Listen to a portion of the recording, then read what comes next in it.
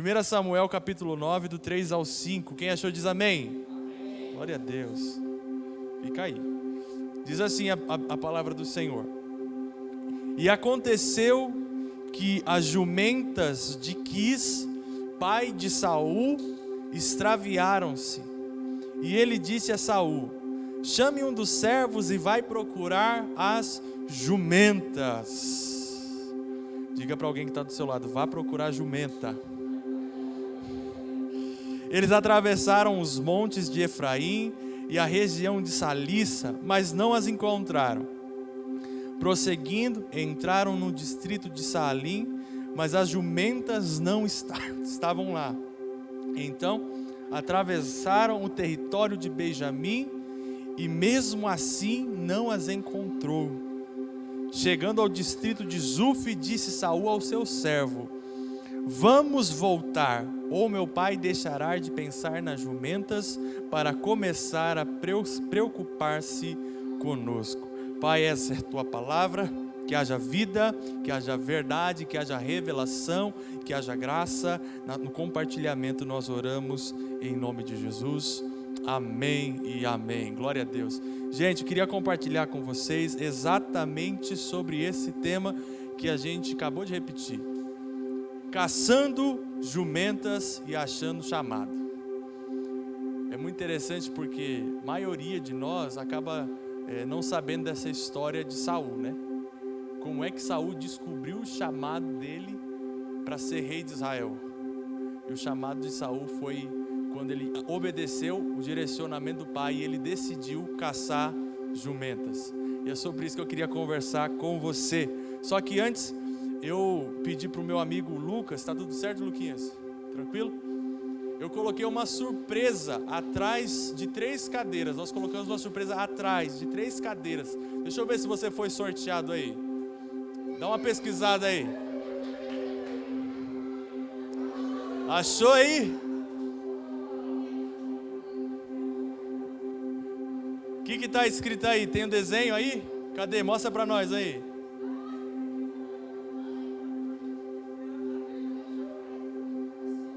Que desenho que é esse, querida? É uma jumenta e atrás está escrito o quê? Você foi escolhido. Você foi escolhido. Isso aí é para você. Você sabe que isso aconteceu na vida de Saul. Acabei de falar para vocês. Saul, ele aceitou o desafio do pai dele, foi caçar a jumenta. Quando ele saiu de casa para caçar a jumenta, ele voltou como rei de Israel.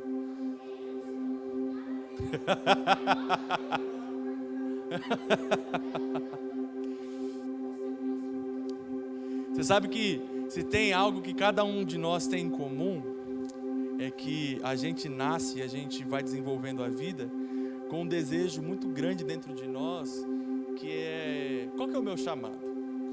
É muito comum a gente receber esse tipo de questionamento: pastor, qual que é o meu chamado?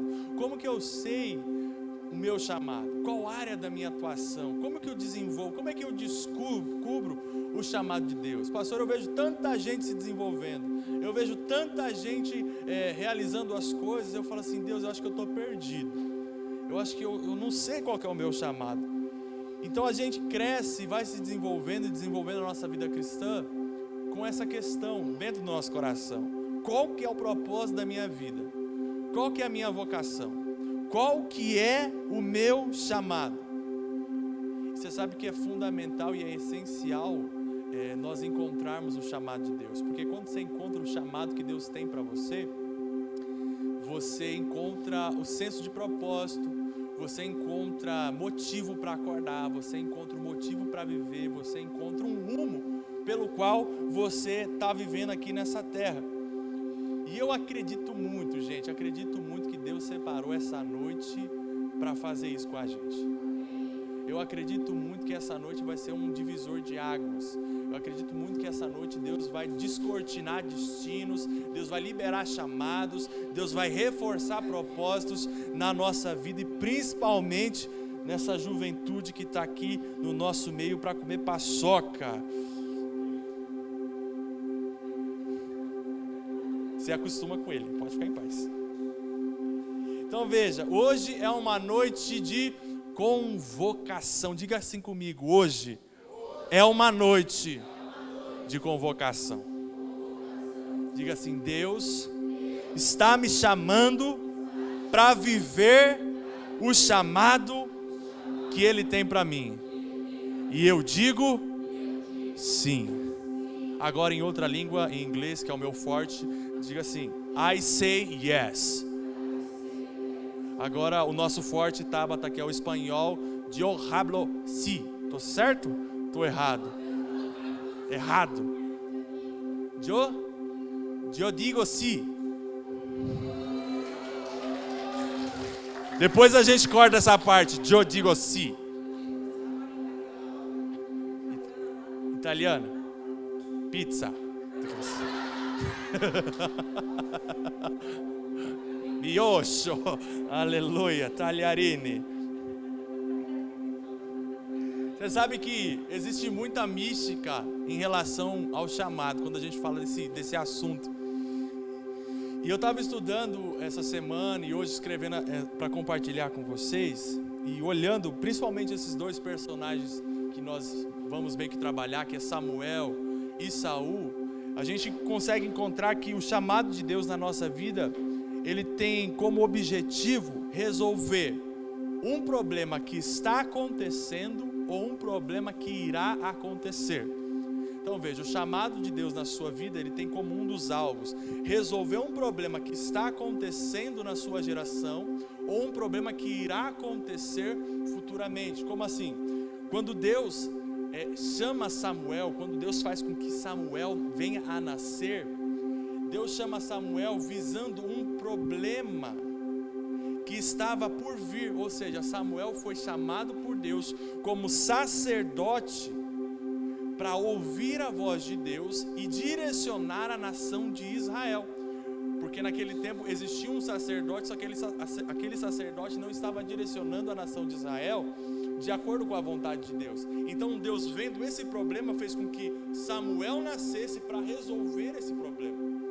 E você tem Saul, que o momento que Saul ele surge, ele é chamado por Deus para ser rei, era uma resposta de um problema que estava acontecendo naquele exato momento.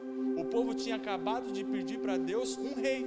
Então Deus vem e chama Saul para ser a resposta naquele exato momento. Então o seu chamado pode ter implicações futuras e também implicações presentes. Deus te chamou para ser respostas de questões futuras, como também para responder questionamentos nesse exato momento que nós estamos vivendo.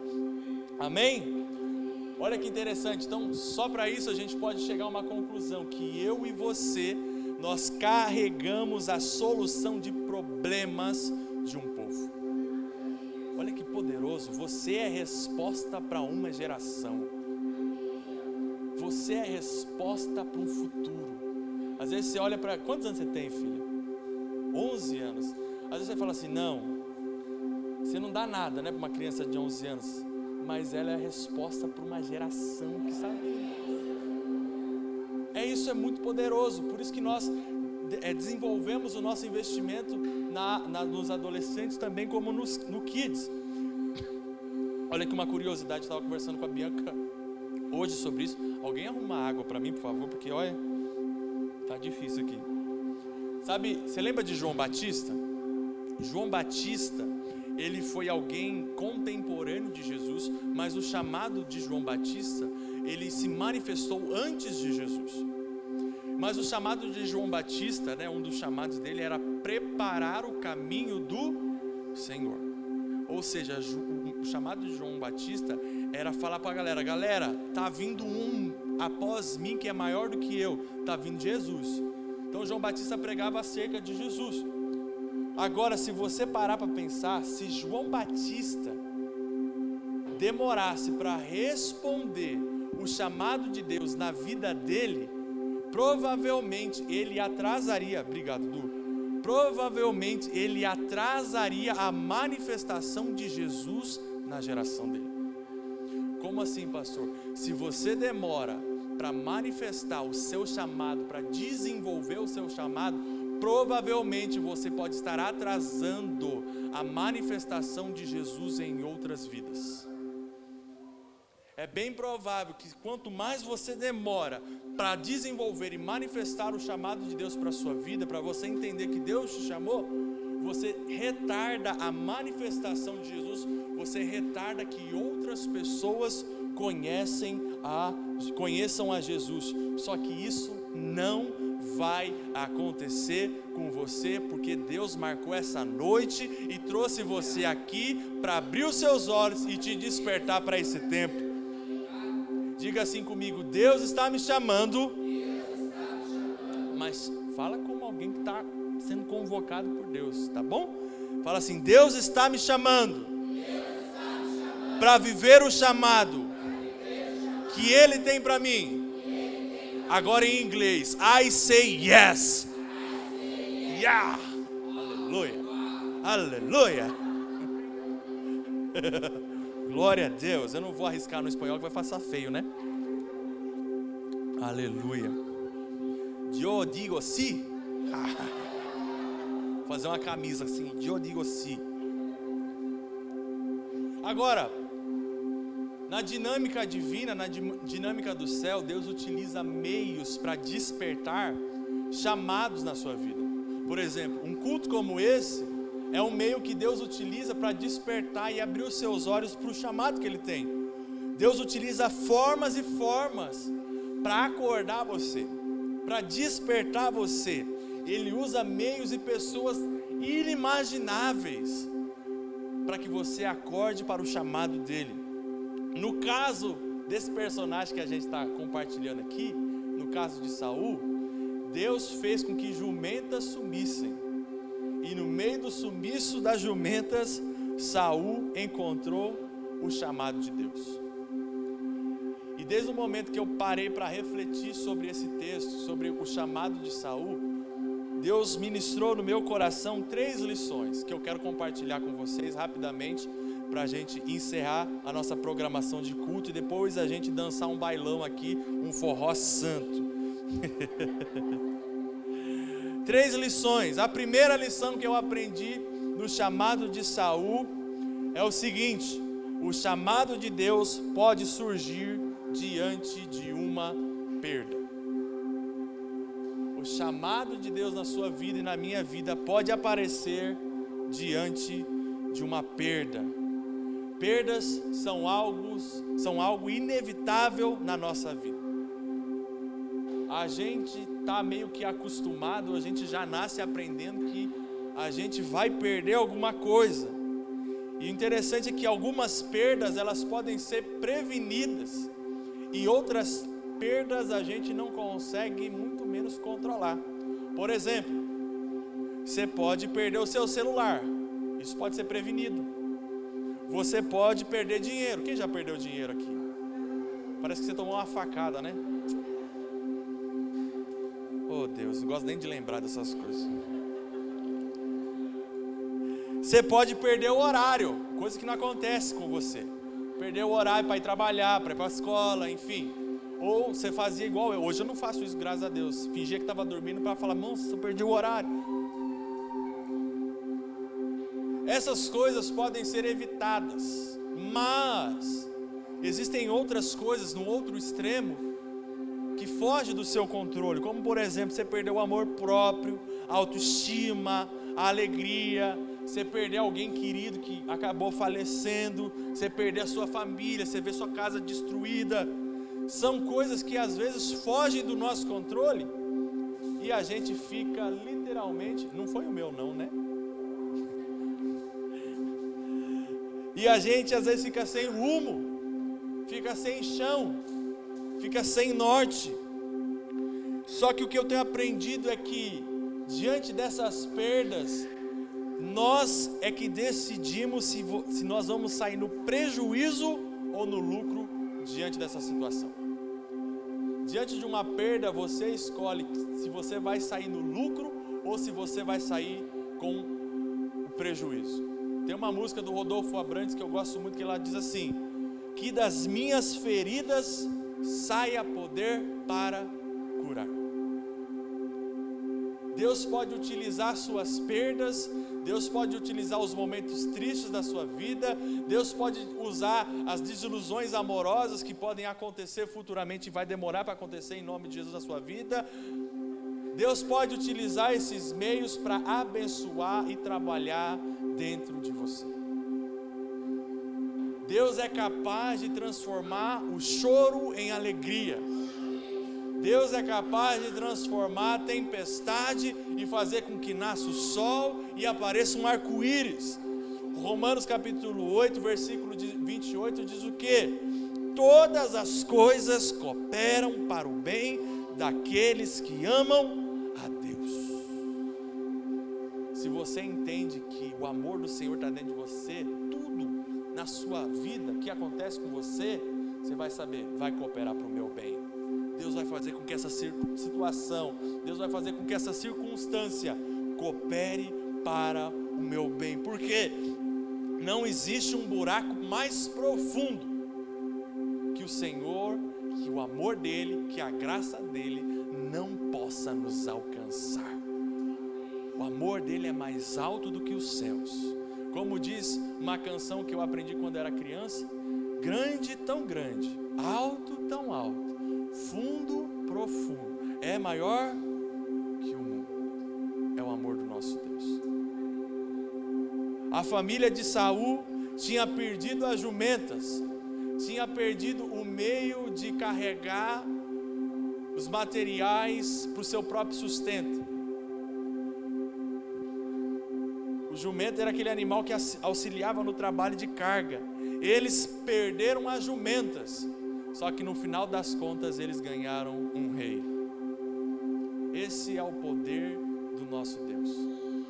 Ele consegue reverter a circunstância. Quero dizer para você, não menospreze os dias ruins. Não menospreze as perdas que você está tendo ou as perdas que você terá futuramente, porque Deus tem o poder de extrair o seu chamado dessa situação contrária que você está vivendo hoje. Então a primeira lição que eu aprendi com Saul, no chamado de Saul, é que o chamado de Deus pode surgir diante de uma perda. A segunda lição, aperta o cinto que essa aqui vai ser um pouquinho mais forte.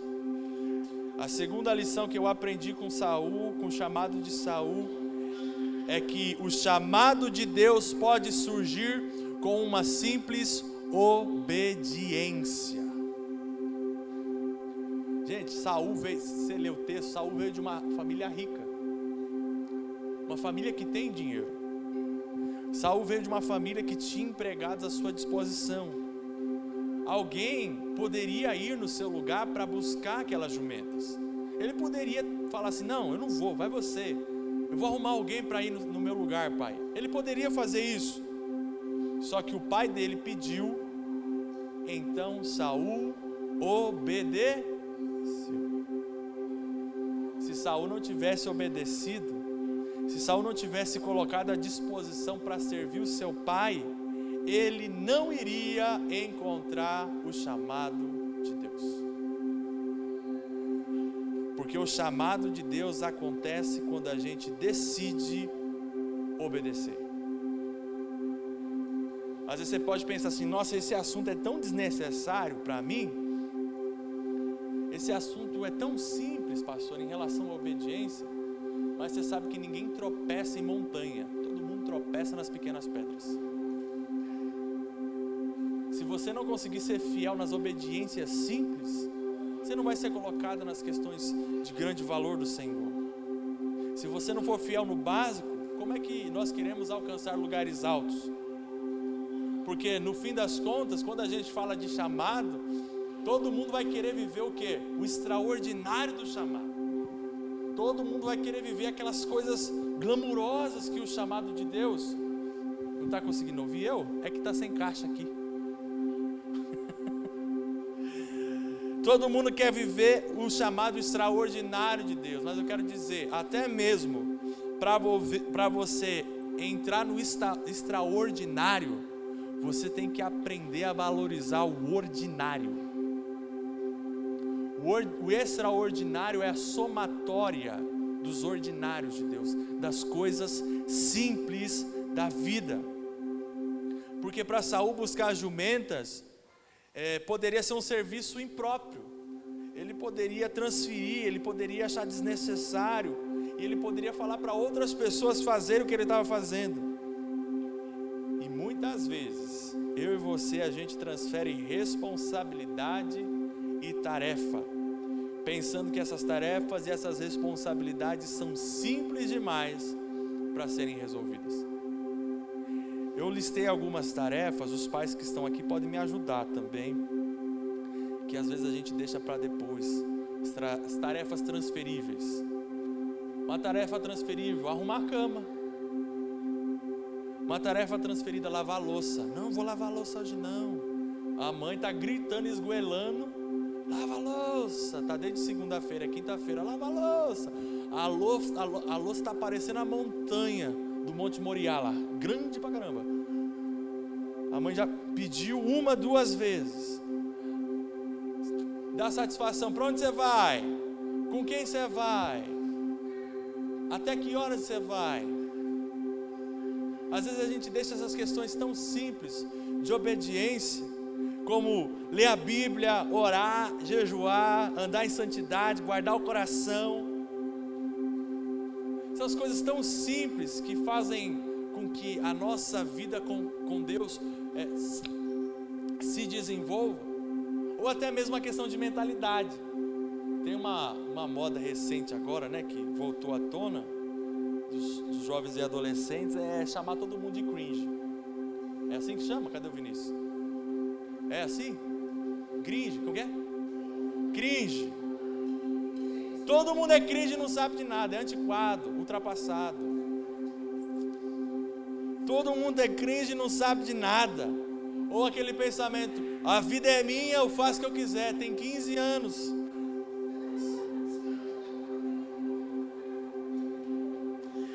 Oh Deus.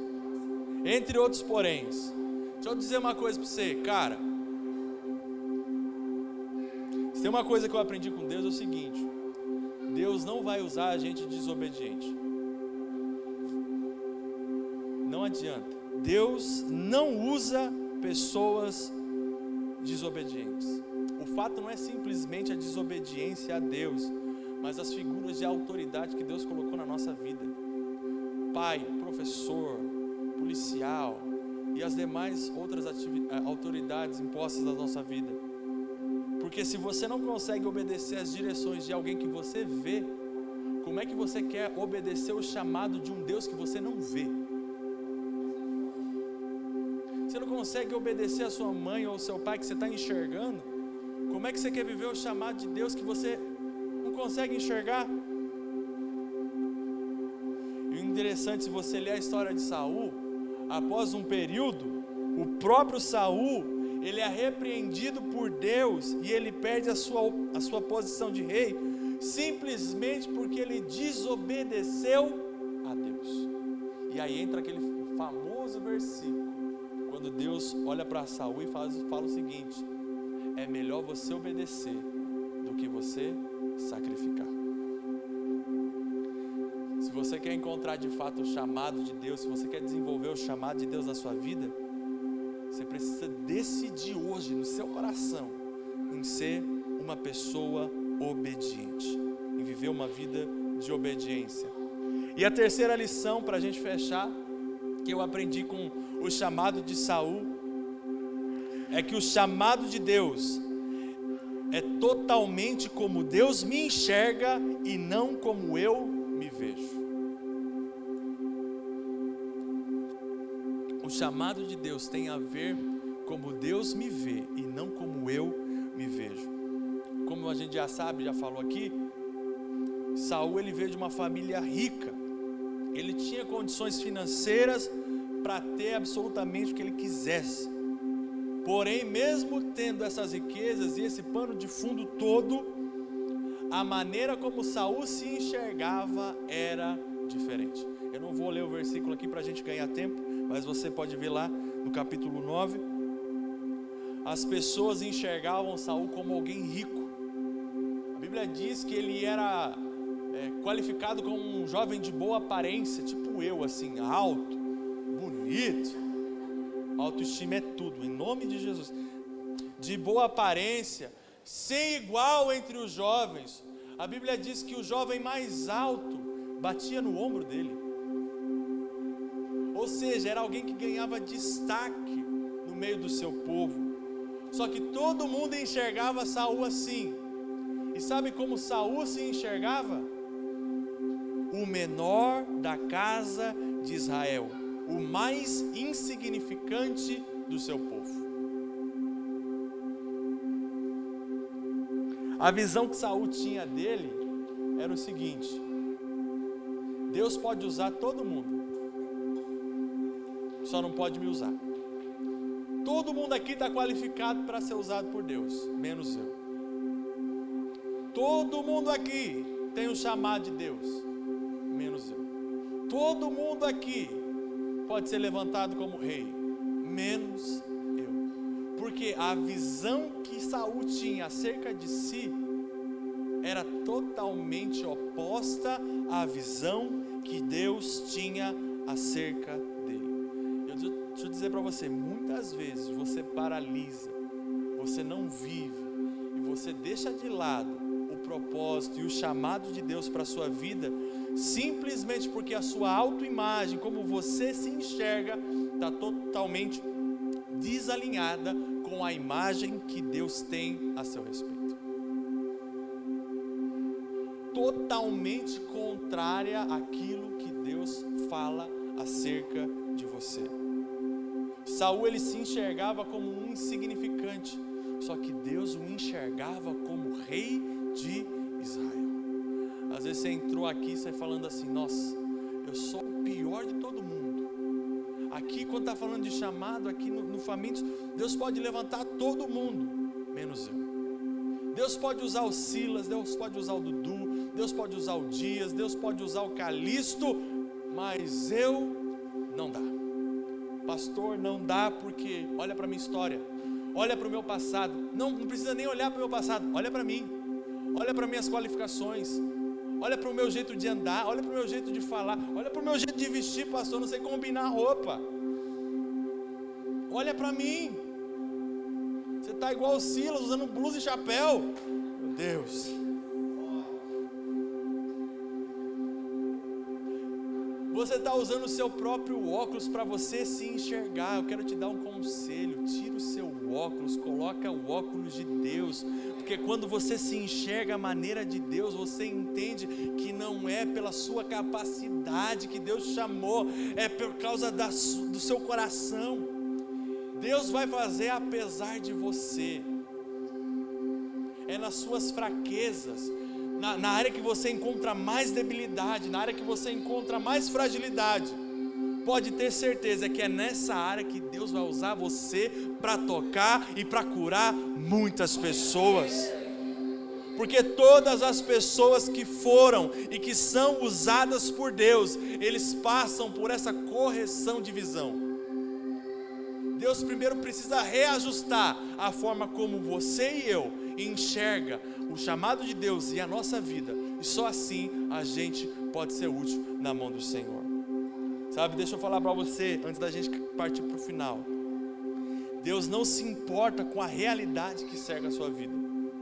Ele não se importa se você vem de uma família rica, se você vem de uma família pobre, se você vem de uma família cristã, ou se você não vem de uma família, não tem referencial de Cristo nenhum. Deus te escolheu para viver um chamado, e Ele te destinou para ser um representante dEle nessa terra. Deus chamou você. Fica de pé comigo para a gente orar.